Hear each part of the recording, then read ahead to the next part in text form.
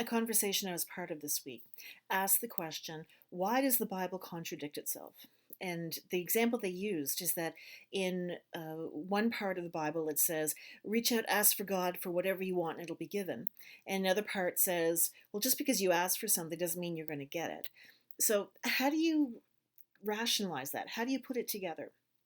Okay, so the first thing is the Bible is not a book. I mean, I know it's sold like a book, it's treated like a book, it's even got a table of contents like a book would have, but these are not chapters. These are actually books themselves. And the entire Bible is a library. So when you get a library, you've got a whole lot of people who might have different opinions on things, all trying to express things the best way they can. Add to that they're not, all of those books were not written at the same time. They were written over a 7, 8, 9, 10 hundred year period of time in history, and they were written in different locations around Israel and the Mediterranean. So they didn't even have the same necessarily language going on, or the same culture, or the same immediate concerns going on. And there were times when stuff was told and written when Israel was free, and times when Israel was under persecution. Most of the time it was under persecution. But then we've got the whole thing about different voices and different attitudes, because no matter how much they might be writing the inspired word of God, they're still bringing their personal biases into things. And then, if that's not enough, it's the audience.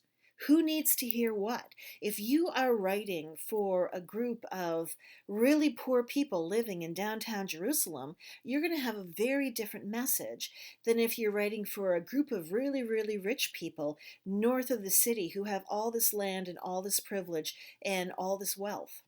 So all the writers of the Bible are not intentionally contradicting each other.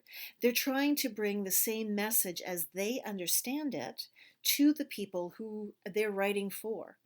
And none of them had any perception that they would be reading, that they'd be writing to readers 2,000 years later, 3,000 years later. That wasn't even on the book for them. They were pretty sure that life would not last that long. So when you go to the Bible and you see contradictions, before you just look at them and say, oh, the Bible can't even agree with itself, why should I pay attention to this? Stop for a minute and think. And most books will help you do this. Who's writing? When is it written? Who's reading it? What else is going on in the world politically? Why might Luke say something that Matthew disagrees with? Well, Luke is writing a social justice gospel.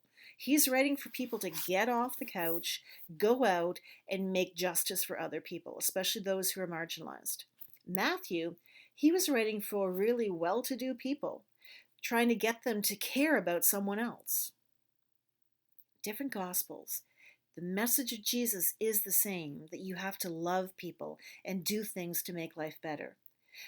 But whereas Luke's audience might be already motivated to go and make a difference, Matthew had to motivate his audience and get them going and realize they were part of a long tradition in history. So the Bible doesn't really contradict itself as much as it might appear on the surface. It just has to tell people the same message in a way that they can hear it. Otherwise, what's the point? They can't get the message if they're not hearing what makes sense to them.